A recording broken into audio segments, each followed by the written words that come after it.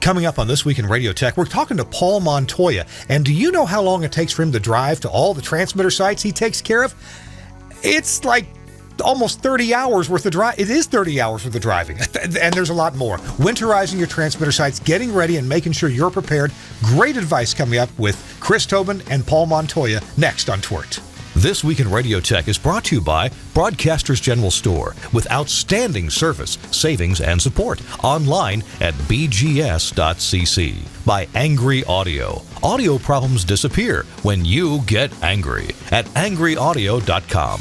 By Nautel, keeping you connected with your community with support and webinars. Online at nautel.com/webinars. And by Max Connect Wireless, prioritized high-speed internet service designed for transmitter sites and remote broadcasts. Hey, welcome into This Week in Radio Tech. It's the show where we talk about everything from the microphone to the light bulb at the top of the tower, just like that one over there, except those usually flash and mine's steady. Hi, I'm Kirk Harnack. I'm in the gorgeous, fabulous, luxurious Telos Alliance studio in Nashville, Tennessee. I want to say thanks to the Telos Alliance for sponsoring the show and that letting me, have about an hour off on Thursdays to do the show and to talk to you and to, take your requests and see if we can find, some good people to talk to. And today is absolutely no exception. It's a gorgeous day here in Nashville. Oh my goodness, a beautiful fall day. What is the temperature at the airport? It's 72 degrees, but nobody lives at the airport. So what does it matter? Anyway, it's a beautiful sunshiny fall day here, and it's a beautiful day in New York City, too. So let's check in with my friend and co-host, Chris Tobin. Hey, Chris, welcome in. Yes, it is a beautiful day, nice fall day here in New York City, and I'm enjoying it here from a high atop of a balcony in Midtown Manhattan. You are high up. As Paul pointed out earlier before we went live, yes, I'm not on the rooftop today, sadly. So I know a few folks are upset that I'm not looking over the edge of a building, but today it's just simple, relaxing. I have my simple modern coffee mug that keeps things hot for 4 hours. Oh, wow. Oh, yeah, this is good. But I will be on a rooftop tonight fixing a problem, so. Really? Sadly, I've gotten called in to help fix a few things this week. And it's up on top of 2 towers, and it's been fun. So it's a lot of RF stuff I've been doing. Good deal. Hey, we've got an announcement to make, but first, let's go ahead and bring in our guest because I want you to meet him as soon as possible. Paul Montoya is the Director of Engineering at Wyoming Public Radio or Public Media, whichever I happen to say. Paul, welcome into the show. Glad to see you. Hi, Kirk. Hi, Chris. Thank you for allowing me on today. This will be a lot of fun. This will be good. I'm coming to you from my home studio that I got to put in here. And just in time for COVID-19. Worked well. Well, I tell you what, we're going to get a quick tour of that studio in a few minutes. I want you to point out a couple of the interesting things around there, including that strange old-looking antique that's rolling around and around the background. We'll talk about that in a minute. That's my wife. No. Oh, we'll have to bleep that I'm in out. trouble now. You are. Hey, This Week in Radio Tech, the folks at Nautel are again asking us to let you know about, or let you remind you about their continuing series, Transmission Talk Tuesdays. It's their roundtable discussion. It's going to go in all through October. They've got 4 great topics picked out for October, including what they're going to be talking about, what we're talking about today. They're going to have some different perspectives on it, and that is winterizing. The next week is going to be cloud-based everything. And another one's going to be about HD costs, the cost to go HD. And I know a lot of stations have postponed or avoided doing anything with HD. They weren't sure how they can make money on it. Well, I think it's getting cheaper and easier than ever before. So HD costs. And finally, in October, this should be the fun one. The title is, well, I can't say it. It's Family Show. It's Stuff That Went Boom. And if you know Jeff Welton, the host of the show, of the moderator of the roundtables, you know that's what he says a lot. Stuff that went boom. So how do you sign up for these webinars? Excuse me, not webinars. They're actually roundtable discussions. But you go to nautel.com/webinars. That's Nautel, nautel.com/webinars. This is Transmission Talk Tuesday, roundtable discussions. Hey, I got the email today. I went ahead and signed up for all 4 of them, all 4 Tuesdays in October. And I would encourage you to as well. Hey, even if you think you can't make them all, go ahead and sign up. You know, you'll get a reminder that the webinar is going to start tomorrow. You get a reminder that the webinar is going to start in 1 hour. So, hey, no reason to miss one. If you're busy, okay, you can catch it on the replay. But if you can try to participate live, you are welcome to participate in the round table. So check it out. And I should mention that this coming one, that's this coming Tuesday. We're reminding you about it now. If you live north of the 35th parallel and even some places south of it, the time has come to get serious about the steps to be taken for winterizing. Alex Hartman will be a guest on there. So will Dan Kelly. He's the Director of Technical Services for the Michigan Association of Broadcasters, and they know about cold weather in Michigan, whether you're in the Upper Peninsula or the Lower Peninsula. Check it out. Nautel.com/webinars, and we hope to see you there. All right, we're going to jump right into a terrific show with Paul Montoya. Paul, I guess you and I got to meet by video a few weeks ago. Well, actually, back at the beginning of COVID, you talked to us about remote operations, and then we did a follow-up about that. How about if you can, we're going to talk about getting ready for winter. Winter's coming, brace yourselves and all that. And I'm looking forward to the advice you're giving. But I got to ask about the studio, though. Can you just give us a little, we'll put you on a wide shot, and you get just tell us what's around you there. Well, yeah, I wish I could push the camera out. I had my camera operators asleep, but it's been kind of a fun studio to put together because it's actually built around a house that I built. The house that I built here is actually a bed and breakfast, which is my later in life ambition to get out of radio and run a bed and breakfast. My wife is running it now since I'm doing work for Wyoming Public Radio. And been doing that for about 4 or 5 years, and I'll probably continue to do that for some time. But I've got 7,000 vinyl records over here to my right. Holy cow. I don't think you've ever seen that, but they're records, albums that I've carted around in boxes for 22 years. I haven't had them out, and finally a year ago I got to pull them out, and I've got a decent turntable. I've got an SP10 Mark II, or Mark II. Yeah, SP10 Mark II, which if you remember those were kind of the standard for broadcast for a number of years after the Gates turntables and things like that we used to use. And then, of course, you see in the background, that's actually something new for me, that's a Atari 5050 Mark II. And the primary reason I have that is I have so many old tapes from the 70s and 80s that, King Biscuit Flower Hour and Old American Top 40s and things like that. We're losing all of those because of degradation of tape and so forth. And I just want to digitize them. So I've been working on it. That's what I'm doing right now. I'm digitizing one of the shows in the background. So we're watching that happen. So that'll come flying off anytime. And then my newest thing, I got rid of my analog board, and a lot of folks are familiar with the Behringer series. And, Behringer used to be kind of cheap, but they've been kind of innovative lately. And they've come out with this XR18 board that back here is a hub for it, that box turned the other way, and that's where all the connections are made, ties into whatever Surface computer that you have that's touchscreen. And the first time I've used it, I do a morning show out of here actually for Wyoming Public Media. I do the morning show for Wyoming Sounds, which is a AAA format, which is an old love of mine. It's kind of what I cut my teeth on in the day. So that's kind of it. That's a little bit of the tour. I won't go into any details, but that's about it.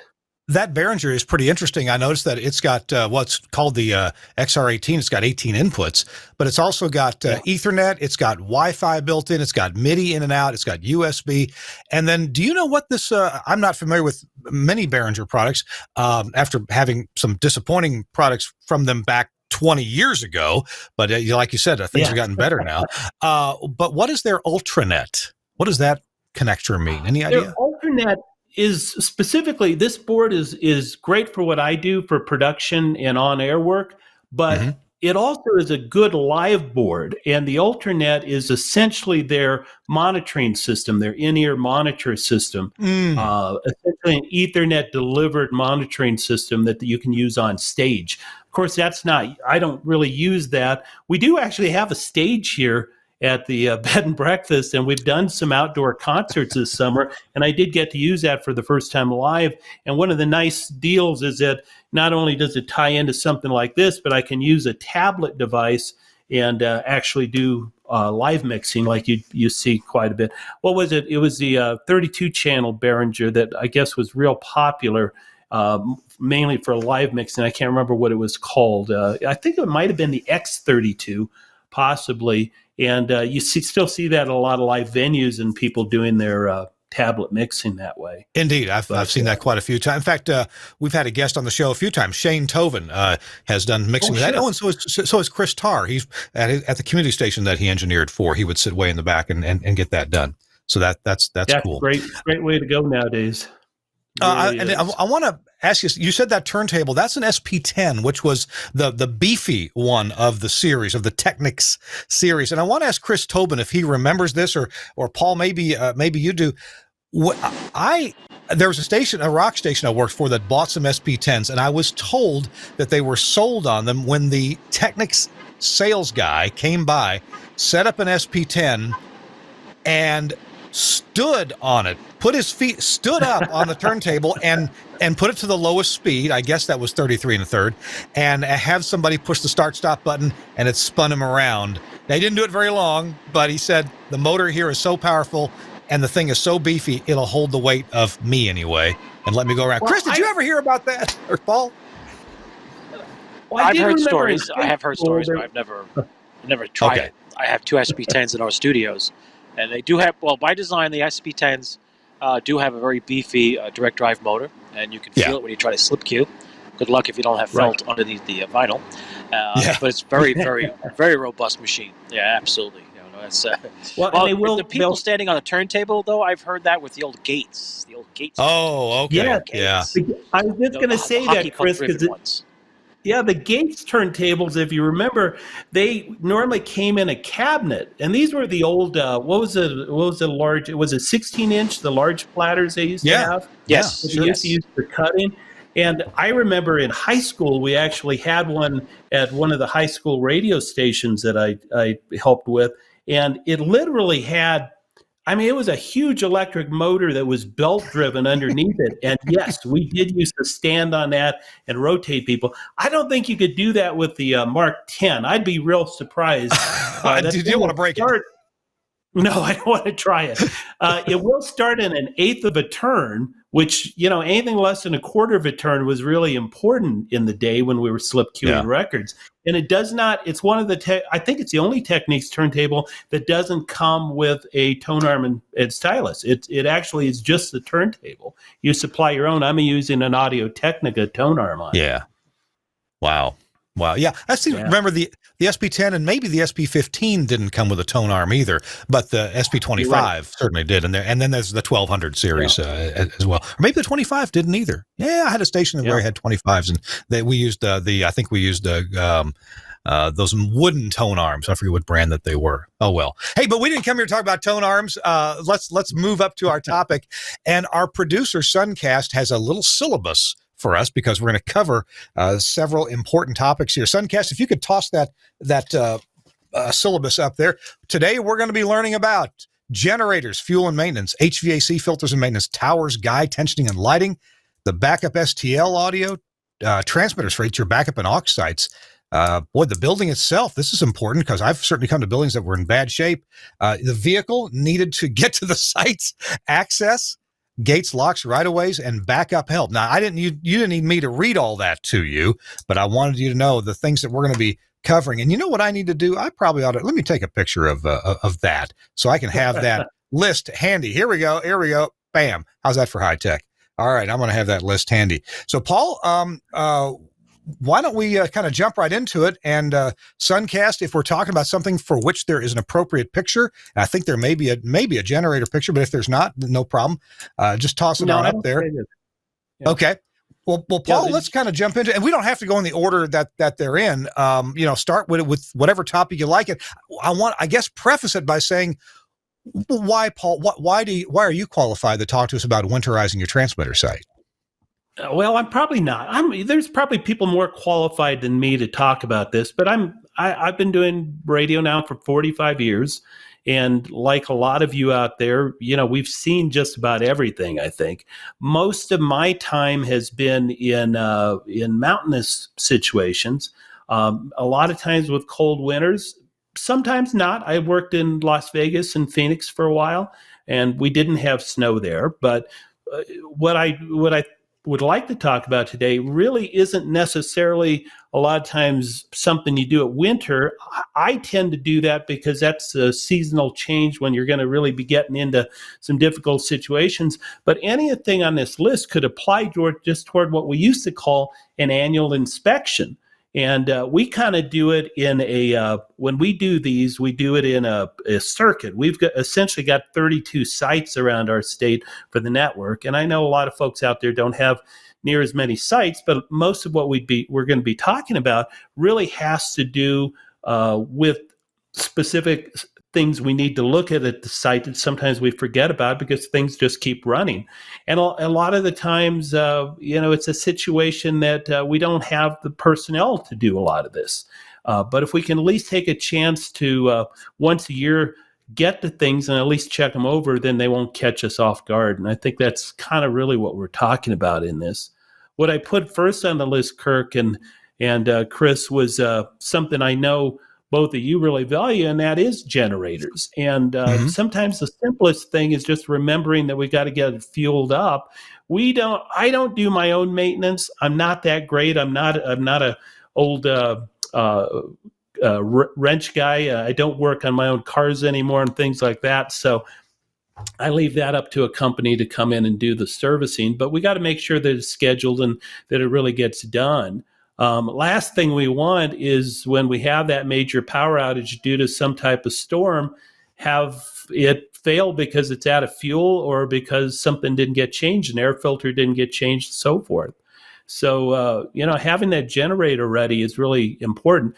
And, not all of our sites, in our case, have generators. A lot of them, we just kind of limp along. And if it's been pretty reliable power, if power goes off, we just deal with it and we're off the air at that site for that time being. We have pretty good UPS units at all of our sites, and that'll carry us through the bumps, but a lot of times it won't sustain us without that generator coming on.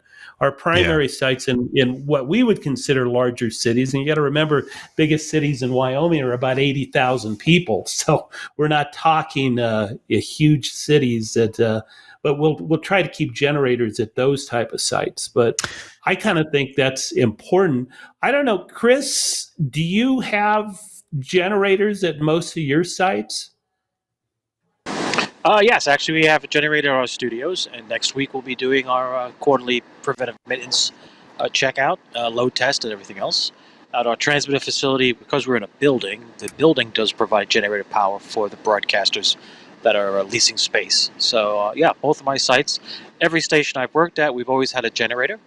And that's always been the weakest link because nobody wants to pay for something that's out of sight. They don't get it. But you sure do when the snow comes or the rain comes, the utility power pole gets hit by a car from somebody driving off the road through the ice. So, which I have experienced on 3, 4, 7 occasions in my career. So, I make sure those generators are nice and clean and working very well. I mean, seriously clean. You'd be surprised how quickly they catch dirt and leaves and debris inside the cabinets if they're outdoors. So you should check the entire housing. Paul, I've got a question about maintenance companies, and I agree with you. I used to change oil in my own cars, and cars have gotten more sophisticated, and I've gotten older. So I let somebody else do that, and I never changed my own oil in generators. We would always have a contract for that. So I get that, but if you're an engineer for a station and it's your responsibility to make sure that the generators do get checked right, is there any kind of way you need to deal with or specify to the maintenance company? I mean, I didn't have much interaction with them, but I would like to obviously make sure, hey, dude, make sure this has got to come on when the weather is absolutely the worst. It's got to work when everything around us is just awful. It's got to come on, and it's got to run, for maybe 20 minutes, maybe 20 hours, maybe 20 days, with fuel, of course. So do you have some advice on what you can tell to your generator maintenance company so that they understand how critical this is to you? Well, I think you spelled it out exactly right, really, Kirk, is that you've got to let them know that you depend on this. This is what keeps you on the air. And that if it doesn't come on, I wouldn't expect a new annual agreement next year. We're a little bit limited because we don't have the number of companies that you might in a larger city to actually pick from. So a lot of times we're limited by that. We're also limited by the type of generator, and we do have various brands, everything from Onan to Wagner to all the standard brands, Kohler, and so we have a variety of different generators and variety of ages too. So we try to find people that are a lot of times tied into those specific brands so that they know them well. Things that typically will go out will be like controller cards and things like that sometimes just take a lightning hit, and a lot of times you don't realize that they've gone out. One thing we try to do is we try to exercise all of our generators. We also have notification within our remote control units whether they're running or not. So we can kind of log that and also see the status of where they're at. Not all the generators we have that type of capability. If they're older, they may not have the contact closures to provide us with status information whether they're running or not. But we try to exercise them. I won't say we always exercise them under load. We probably should. We'll normally do a load test with them at least once a year, but we don't do that on a weekly basis. We'll normally just make sure that the generator's running. Talk to me, we got to do a break here real quick, but talk to me about fuel and fuel additives. You guys are in a pretty cold climate there. Down south where I am, maybe there are other concerns like mold or whatever bacteria growing in the diesel fuel. What are your concerns there, and how do you make sure that the fuel is going to flow and provide good energy to the engine? Well, at these altitudes and the cold weather systems, normally a anti-gelling additive is important to diesel. Now, I will say any generators that I've put in, most of ours are all propane. That presents its own situations. We have one site, believe it or not, that, and we share a lot of sites with Wyoming Public Television. We have one site that we put in this last year outside of Sheridan that's up on a mountain like a lot of our sites. And believe it or not, we put the generator in and a 500-gallon propane tank, and we contacted the propane companies in the Sheridan area, and none of them would go up to the mountaintop. None of them had four-wheel drive, had capability to do it. What we ended up doing, believe it or not, and I give credit to the folks at Wyoming Public Television because they actually handled this, is they actually mounted the 500-gallon propane tank on a trailer, and we literally drive it down the hill a good chunk of the way, have the propane company fill it, and we haul it back up to the site. Now, that's a little unusual, but I have had cases. I remember a case in Denver that we did have a diesel generator when I was working in Denver, and it was on. It had to go on power online. And after 2 days of being offline because of some cold weather snow conditions that we had there, taking some lines down, we had to get fuel up to it. I remember lugging, giant gas cans, on snowshoes up the side of a mountain. And, sometimes you got to do what you have to do. But we were able to stay on the air. We actually reduced our transmitter power so that we wouldn't use as much generator fuel. But it can be an issue. Fuel can be a real difficult situation. We're talking to Paul Montoya. He's the Director of Engineering at Wyoming Public Radio. I'm Kirk Harnack along with Chris Tobin. And we're talking about getting winterized at your transmitter sites or maybe at the studio too. So you're ready for winter. And this applies, even me to my stations down in Mississippi because we do get icing and sometimes some nasty, nasty weather. It's our 511th episode and brought to you in part by Josh Bone and the guys at Max Connect Wireless. This is the same 4G LTE modem I've been showing you for about a year now, almost a year, and it is prioritized data for your transmitter site for getting 500 episode 512. Thanks, Suncast. I appreciate that. I'll get it right. But this is what we've been talking about for a year now. Prioritized data for your remote broadcast, for your transmitter site, for an emergency STL system. These things work great. And I just had the pleasure of trying out a different model. This is the PepWave 4G LTE modem. Gee, this form factor seems to work pretty well, right? This is the cradle point. and this is the Pep Wave. And I'm dealing with a great engineer named Micah Dempsey at Bone Broadcast. And Micah said, Kirk, we've got this Pep Wave that some people are using, and we'd like some step-by-step instructions as to how to set up a port forward on this. And hey, you guys at Telos can publish this if you like, and we're going to publish it too to help people who need to push an RTP stream to maybe a transmitter site or maybe back to the studio for doing a live remote broadcast. And you can do that. I'll be documenting this. I got to try this out this past weekend. I was visiting my dad in Georgia, and lo and behold, I was doing some important work for him, and the internet died.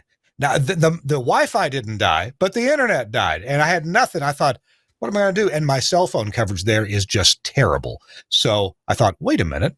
I've got this with me. What a great time to check it out. So I plugged up the Pep Wave on Max Connect Wireless, and with it takes it about 2.5 minutes to get synced up.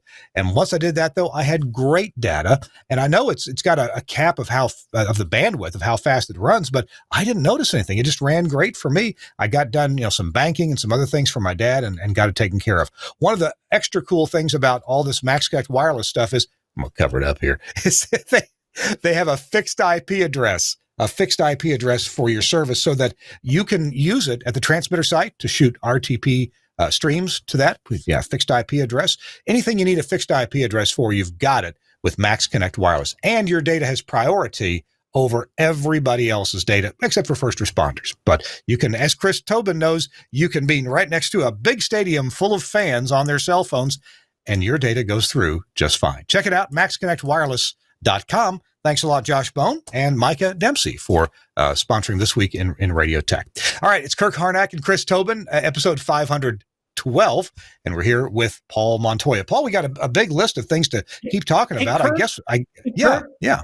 One thing, since you were just talking about Max Connect, this would be a good segue into one of the other items on our list, and that's backup STL.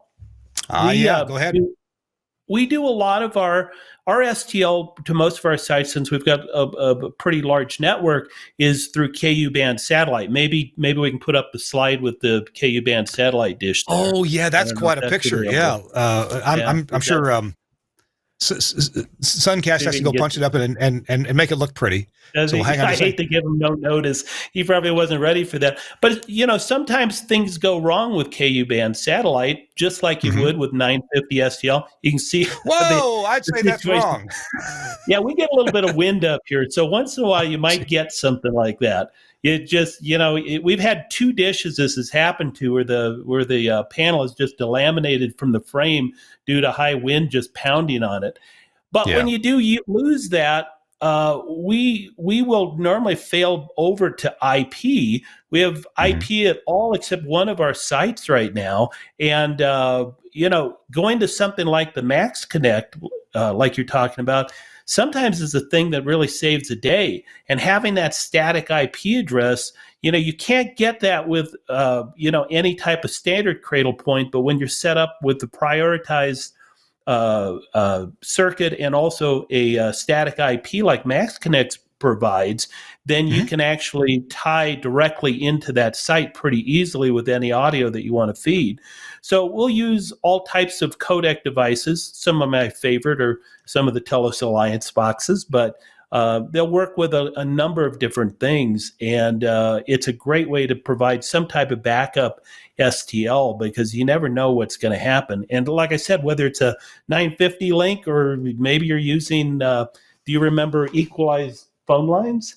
Oh, yeah. Those would never fail, would they, Kirk? I remember equalizing them for the phone company when they no longer had people who were able to do that. And I was, I got hold of the Tellabs instructions sheet. I thought, wait a minute, this isn't that bad.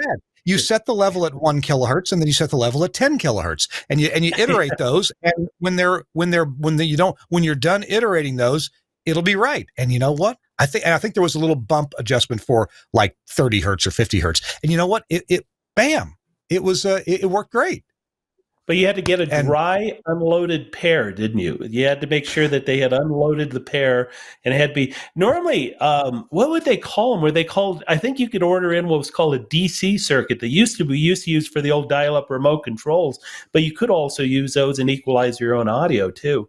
But we Yeah, digress. You don't do that well, anymore. in the town where I lived in Richmond, Kentucky, we could order a metering circuit, and elsewhere in Kentucky too. And they were really, I mean, I want to say we paid like $12 a month for a metering circuit, and then we equalized it ourselves. And you had to hope and pray there were no loading coils on there, or you could buy a case of cigarettes for the telephone tech and say, "I'll trade you these if you'll remove the loading coils."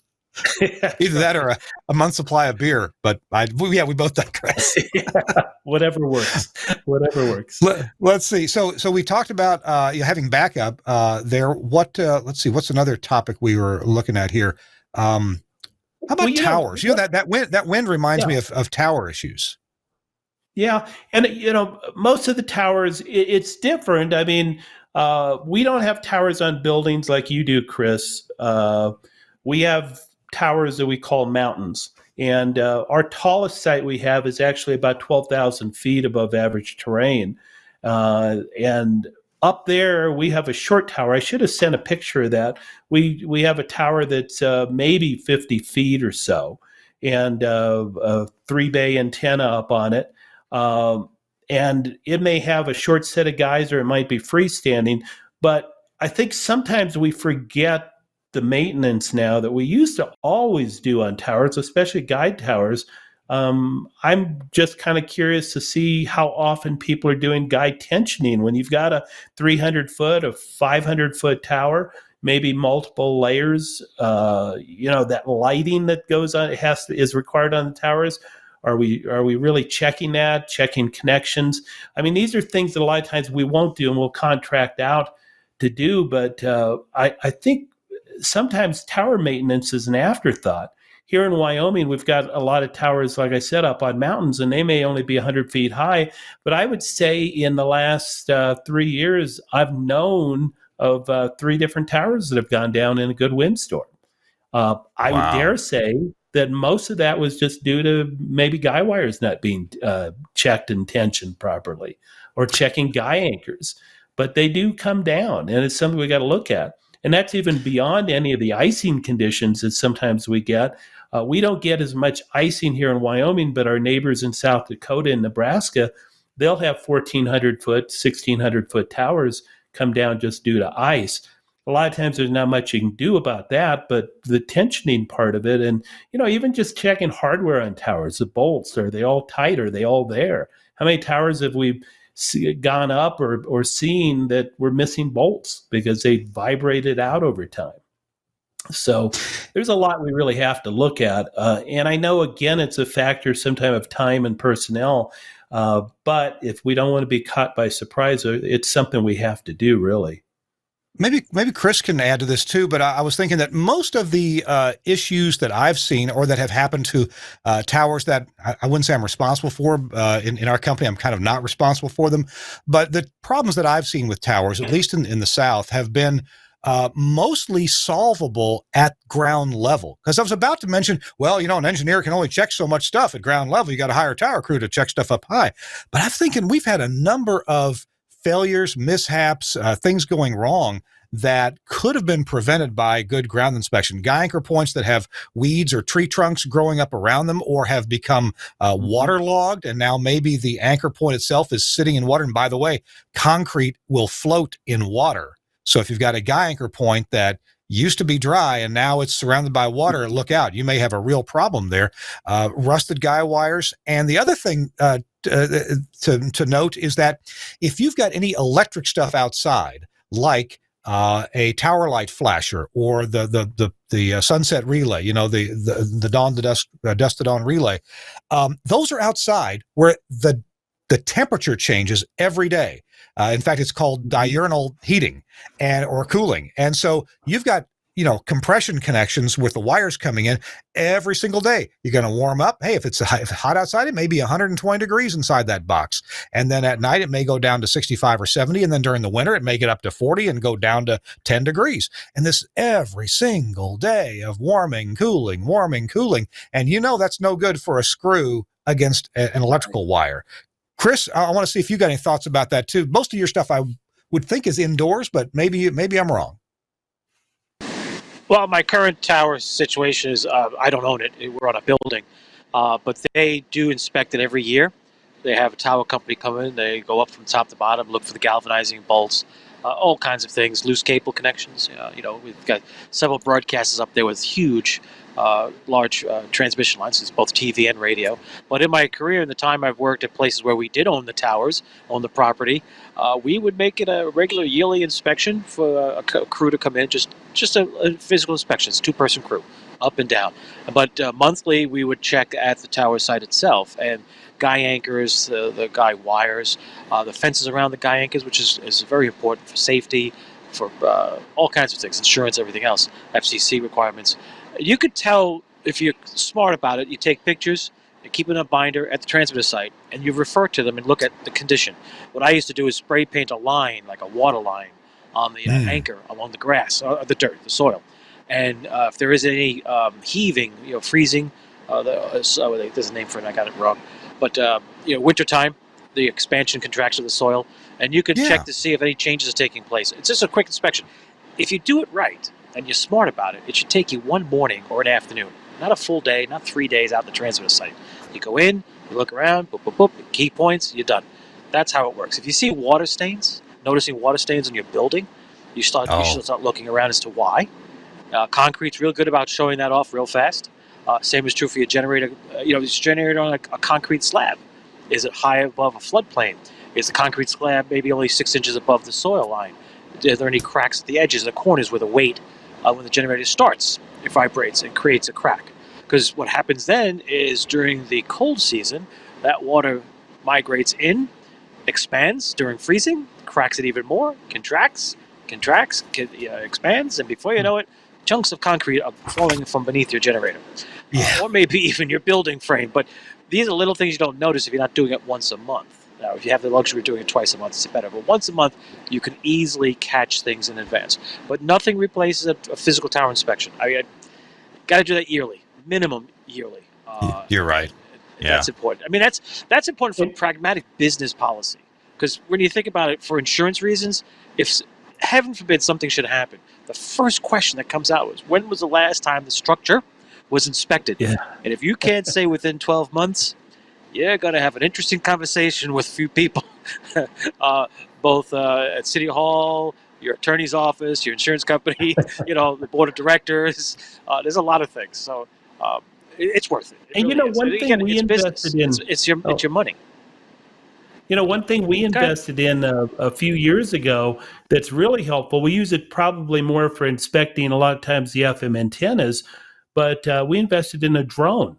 And you can take that drone once you get good at it and just fly it up and down the tower and look for major issues. I'm not saying it would take the place of somebody actually climbing the tower to actually do an inspection, but by taking that drone up and down, you can look for different problems and situations, maybe having to do with attachments to guy wires and things like that. The one tip I will say about drones is make sure you don't leave your FM transmitter at high power while you're doing this, because as you fly that by that antenna, that drone's going to do whatever it wants. It'll get so swamped by RF. So you don't want that to happen. Lose your drone. I've got some experience in that regard, and what I found is that the bigger drones, like the big Phantom series from DJI, those have a lot of wires running around inside from one board to another. They got a lot of antennas in there. But I've been flying this Mavic, this DJI Mavic Pro for over 3 years now, and I've had, not saying no trouble, but I've had very little trouble, more trouble around UHF TV transmitters, and really almost no trouble around FMs, even high power. Wow. But still, you make a good point. It doesn't hurt to, if you're the engineer, you can go turn the power down, fly your drone, and then come back. But I haven't up and down. We fly a Phantom 4, so that's probably why. There you go. Yeah. Hey, we've got some really cool things coming up in the next half hour with Paul Montoya. We're talking to Paul. He's the director of engineering at Wyoming Public Radio, and we've got a picture to show you of a vehicle that you will not find south of the Mason-Dixon line. You won't find any of these in Tennessee or Mississippi or Texas, but they sure have them in Wyoming, and that's coming up. Also, a look at a beautiful transmitter building. Looks to me like How to Do It Right. and maps. We've got a couple of maps to show you that I think are just fascinating to show you Paul and his team's travels to check transmitter sites. So all that is coming up on This Week in Radio Tech, episode 512. Our show is brought to you in part by Broadcasters General Store. The website is bgs.cc. Let's see, one of the things that they carry is a very popular item for studios everywhere. It's the Vox Pro. We'll be right back. Yo, what's up? Live from NAB 2018. Hey, it's Caden. You need to check out Wheatstone and Vox Pro 7.1. The upgrades are amazing. If you're a jock, if you're a talent, producer, whatever, morning show, everyone knows Vox Pro, everyone uses Vox Pro, everyone loves Vox Pro. But now the features for this year, 2018, on 7.1 are amazing. If you're using version 4.5.6 and you go to 7, this is exactly what you're missing right here. The features are a game changer. It's going to cut down your editing time by like 80% depending on what you use Vox Pro for. And with version 7.1, introducing unlimited Practic button bars right here, hotkeys right here. I'm going to show you coming out of a song. Bad things. It's a lot of bad things that they wish and they wish and they wish and they wish. So you're coming out of your song? Yeah. Start your next song right here. It's basically an entire production room right on Vox Pro. So it's the Vox Pro we know and love with a ton more features. And now this is the ultimate game changer right here. Effect macros. So instead of hitting your effects button bar and going up here using your mouse for every effect, you do it right here with one click of the mouse, and you're going to cut down your editing time by about 80% without even touching this new sexy black controller. Check it out right here, Wheatstone Vox Pro 7.1 at NAB in Vegas 2018. And even though the Caden's message there is a couple of years old, the Vox Pro story is still the same and still very innovative. Check it out from Broadcasters General Store. The website is bgs.cc, and you can get not only Vox Pro, but all kinds of broadcast products there. Whatever you need, I'm telling you, these BGS folks can get it for you. And maybe you're adding a little video to your radio studio. Talk to BGS at bgs.cc or call them at 352-622-7700. Thank you, BGS. Broadcasters General Store. I've been buying from them for, my goodness, it's been 30 years plus. Back when I was doing work with Sam Phillips in Nashville, Tennessee, Memphis, Tennessee. I've been buying from Broadcast General Store. Thanks a lot for sponsoring This Week in Radio Tech. All right, we're going to move on through. We're talking with winterizing and things you need to do to get ready for winter with Paul Montoya, because he knows about this. He lives in Wyoming. Paul, you want to cover this vehicle that I guess, well, when do you use this crazy tracked vehicle? We use it when we need it.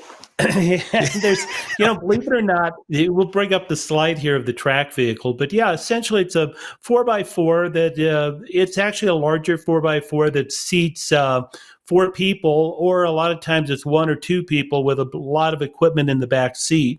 There is a rear area there, but essentially it's a 4x4 with wheels taken off and tracks put on.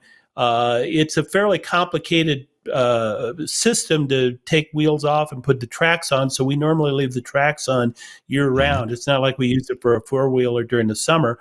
But this will get us to a lot of sites that maybe you don't want to use a snowmobile or a smaller vehicle because you're hauling equipment up there, and it'll get you to where you need to go. Now, I will say if the snow gets to be 3 or 4 feet deep, which a lot of our sites do, a lot of times we still can't get to the site even with the track vehicle. In that case, we normally will rent or borrow a snowcat. A lot of times, if it's there's one site in Jackson Hole, which we actually take the ski lift up, and then we'll hike across a saddle with snowshoes to the site and get to the site that way. So you kind of have to do what you have to do. We have a few sites that have towers within the towns, and it's not too difficult to get to. But a lot of the sites, we required a specialized vehicle to get there. There was a case before I actually started Wyoming Public Radio. They actually used one of the people down below the mountain, a couple of their horses, and got up to the site by horseback. I wasn't on that trip. I'm not great with horses, so even though I'm a cowboy, I won't do that. That actually sounds pretty good. Sounds better than snowshoes going across the saddle from Yeah. the top of the ski lift. I like the horse idea. That track vehicle, I'm curious about that. So it's a 4-wheel drive vehicle. It looked like a Jeep or something like that. And you put these track assemblies on. They do look complicated, but that's kind of fits between a 4-wheel drive truck and a snowcat, which is kind of the ultimate for getting to hard to get at places in the snow, isn't it? Yeah, the idea behind a snowcat is you have a lot more surface area to them because you've got tracks that maybe span, well, the ones they use at commercial ski resorts sometimes can be 10 feet wide as they go up and down and groove mountains. Most of the ones that we will use are typically a vehicle with maybe 8 feet at the most, but it'll be track all the way across, so it'll stay on top of the snow and get you up just about over anything. These are typically the 4x4 type vehicles. Ours happens to be a Ranger by Polaris. Can-Am makes them. There's a number of people that make these. Honda makes a really good one also. But they're your typical 4x4s that you'll see people use out on farms or maybe doing four-wheeling during the summer out in the on the terrain. So they're a pretty stock vehicle, so they're not terribly expensive like a snowcat. But then you put the tracks on. Tracks are about $2,000 per track, so they're not cheap. But the nice thing is that this is now a vehicle that's pretty portable, so we'll actually haul it around on a typical car trailer and can take it to pretty well any site and just offload it and be ready to go. So it is handy for things like that.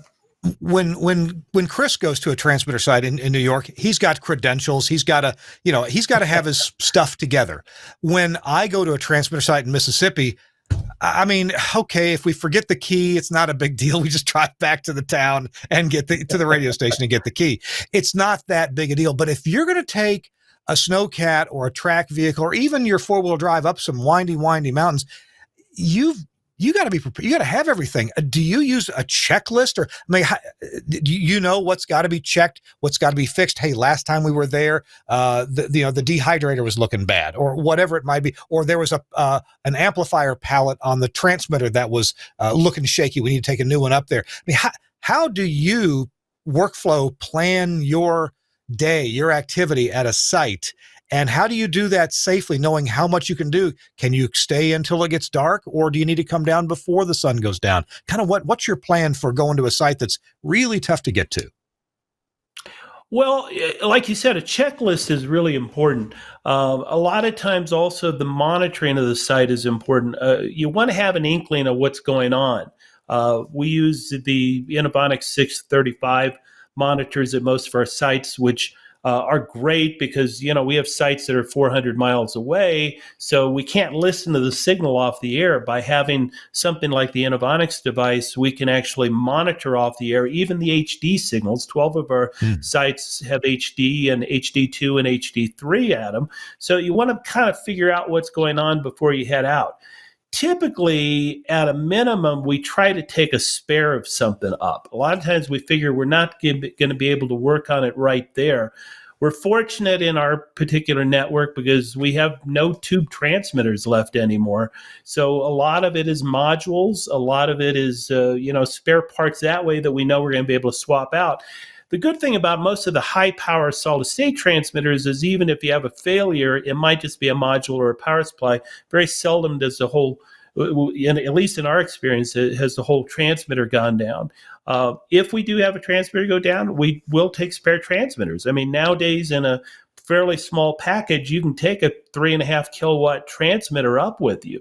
If we know that it's a problem with the audio getting there, we might take, like a Max Connect and, a codec up there if we don't have some type of backup audio already running.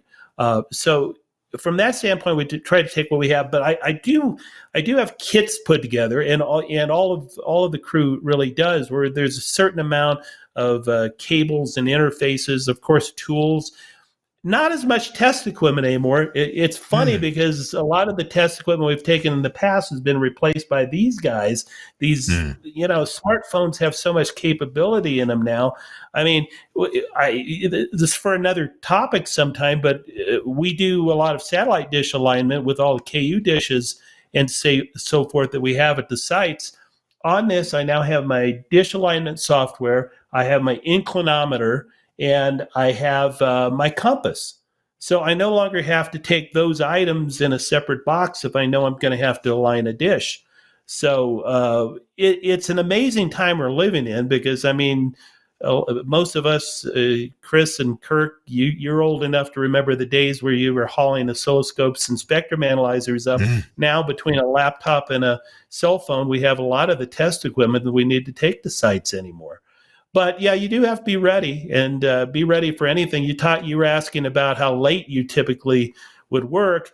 Yeah, we try to take provisions to the point where if we had to stay overnight, we could, but we typically don't. One thing we do take to most of our mountain sites that I bet, Chris, you probably don't take is we take bear spray with us. Because you never know when we might come across a bear while we're out in the wilderness. Well, I will say we have different types of wild animals here in the city, depending on the neighborhood with towers inside. It may not be bear spray, but there are some sprays involved. Oh, my goodness. Oh. That's great. We've run into 3 rattlesnakes this year at sites. It hasn't been me. It's been some of my other guys have gone to sites, but we've had 3 rattlesnakes come out from under buildings. And I know a lot of people in Arizona and some of that area can relate to that. Talk to me and Chris, if you would, Paul, about access in terms of gates and locks. And do you come across situations where maybe it's a shared site and some doofus hooked it up in such a way that now my lock is rendered not usable? How do you solve this kind of problem? Do you have a clever way, or is it just the occasional battle with people doing dumb stuff? I think that's universal across anywhere in the world. Is you have these chains of locks on these gates, and somebody's taking you out of the chain. We take the universal key with us, and that's a pair of bolt cutters. If we have to get in, we do carry those with us, and if somebody's screwed up, we have to find some way to get to the site. Most of our sites, without giving away a lot of security and so forth, we have normally key boxes at the sites, and we do have different codes at all the different sites. So we do have keys typically there. A lot of the gates will have combination locks, or whoever accesses through. Some of our sites are Forest Service or BLM land, and they might have a master code that all the people using that site might have to get into the site. But there is an occasion. I got the one site, and they had a lockbox access that they had provided, and they changed the lockbox out and forgot to tell me. And here I was, dead of the winter. I have a picture of it, and there's just icicles coming off everything. And I was in that track vehicle and got into the site and found out I couldn't get into the transmitter building. Fortunately, I had cell service, so I was able to call the landlord of the building we were at, and he knew I wasn't very happy. Let's put it that way. But he did track down the new combination. I was able to get in, but it can be frustrating. Access can be difficult. We do put cameras at all of our sites too. We use a lot of the Ubiquity cameras, and we do put cameras at the sites. Not only for security, but a lot of times to see what the weather conditions are like. Like I said, some of our sites were 300-400 miles away, and you hate to get to the site and find out the weather is a lot different than it is where you are located in the office and the studios down south. That's a good point. And speaking of the cameras then, and the other IP connectivity things you're mentioning, so at your sites, I guess, do you get some of your IP connectivity from your partners in television? Yes and no. It's a combination. I would say probably with Wyoming Public Television, they do run a statewide microwave network, which is very handy. We've got our own VLAN that's separate from their VLAN with that network, and that's great. And that gets all the way back to our studio. They actually have a link down to our studio in Laramie. But I will say, The we'll use Max Connects where we have to, but most of ours is actually through wireless internet providers. I used to have a small wireless internet service company before I got into Wyoming Public Radio, and I really got to know what the reliability was like if it's a well-run network. Now, that's the big if. One of the companies we use is actually based in the state, but they've pretty well engulfed the state now with sites, and I found it to be very reliable. I mean, typically, I'm not going to need like video would with 100 meg up, 100 meg down. If I have a good 10 meg, 10 by 5 circuit at a site, that's normally enough for the video because I'm not running a huge bandwidth on those cameras. It's fine for remote control, and typically I can do 2 or 3 channels of backup audio. Like I said, we've got 3 services we provide, so some of the sites are HD, and normally I can actually put backup audio on there too, and do all of that in a 10 by 5 circuit. As long as that circuit's reliable, that's what I'm really counting on. We've eliminated DSL. DSL, at least in this part of the world, is pretty well useless. The reliability factor is just too poor. A lot of times the lines, if you had a phone line going up to a site, is 50 years old, and the copper was too poor to really support DSL anyway. Let's, if we could, take a quick look at our final pictures here. We have a building picture I'd like to examine because I promised that we would look at this building. Tell me about what we're looking at here. Yeah, this is something I actually discovered. I actually built our house/bed and breakfast out of insulated concrete form, and it pretty well sold me on it. The picture to the left, you can kind of see a cutaway view because I did this mid stucco when we were building this particular building. But the entire building is insulated concrete form, which is kind of like styrofoam Lego blocks that you fill with concrete, if you want to look at it that way. They have a plastic membrane built into them to attach drywall and so forth. And being styrofoam in their design, the synthetic stucco, you use a synthetic stucco base to it and then put the colored stucco over it. And it's virtually impervious to anything liquid or even something structural hitting it. It's very, very strong material. It's not like your typical concrete stucco of years past. One thing you have to do is wherever you're going to put a port through, you got to make sure and build a form around that. So for your HVAC and so forth, you can see in the finished picture to the right, we use typically in these buildings a barred wall mount HVAC unit, and you can see the ports to the right that are covered up there that are the ports for the HVAC. The one on the left is an emergency air intake fan, and there's actually an exhaust fan on the backside of the building that you don't see. But the one advantage, in the past I always liked cinder block, but as most of you know, cinder block will weep water through it. I remember a case in Las Vegas. I had a cinder block wall, and I came in, we were having some issues, and we had some pretty heavy monsoon-type rains in Las Vegas, and the floor was just full of water. There's a lot of water that had gotten into the equipment. Now, you can't paint cinder block. You normally have to use an epoxy-type paint on the outside of the building, but I don't think anything really beats this synthetic stucco over the insulated concrete form. Like I said, if you have to go back and drill a hole through it later, you're getting a concrete drill out, and it can be a real chore to actually get through it. You got to plan those ports. Boy, it actually is, to get it through. And then, a lot of times we'll use just a ICF, or not ICF, but a manufactured I-joist for the roof of the building. In our case, we typically will insulate it with like an R45 insulation, a real thick insulation, and that keeps the cold out. And at the same time, during the summer, it'll keep the heat out too if you're generating a lot of heat within the building. So I've really found this style building to be very good. We have a couple sites where we have some of the manufactured buildings that normally have the impregnated epoxy type panels put on them with the aggregate built onto them, and those have been good. But lately we've had issues with those becoming delaminated from the plywood structure behind it, and they'll actually start to come off. We've had to drive lag bolts through them just to keep the panels on. And, typically those are wood framed, sometimes 2x4, sometimes 2x6, but they just don't, they're expensive buildings for what I think you get. And they are on a skid. So the advantage is if you do decide you have to move it, that's great. But we don't move a lot of our sites. And doing a concrete slab in these ICF buildings really seems to be pretty good. So we're starting to do more of that now. And so far they've proven to be pretty sturdy and reliable as far as buildings.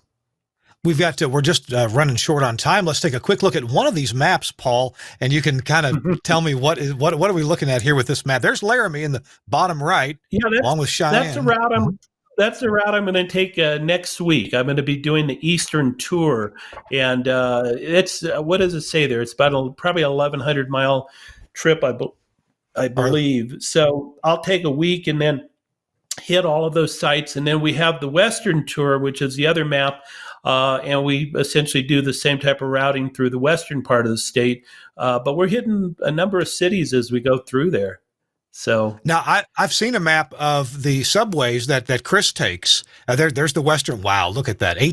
Almost 19 hours worth of driving if you don't stop, and the whole point is to stop at the transmitter sites. Yeah, absolutely. I normally will do that in about a week, so 5-6 days, and stop and stay overnight.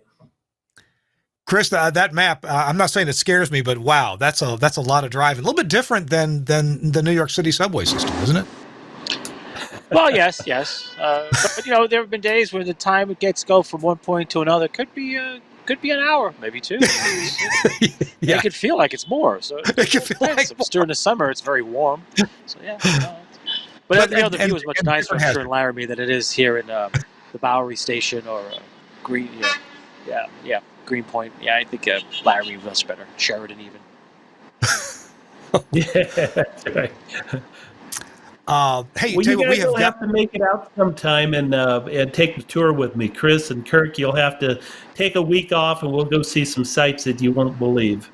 I've been to Laramie many, many years ago. I almost bought a radio station there like 30 years ago, and technology at that time just wouldn't let us run it remotely. I wasn't 30, but probably 25 years ago. And then somebody else, in fact, it was a station that was called K-Moose.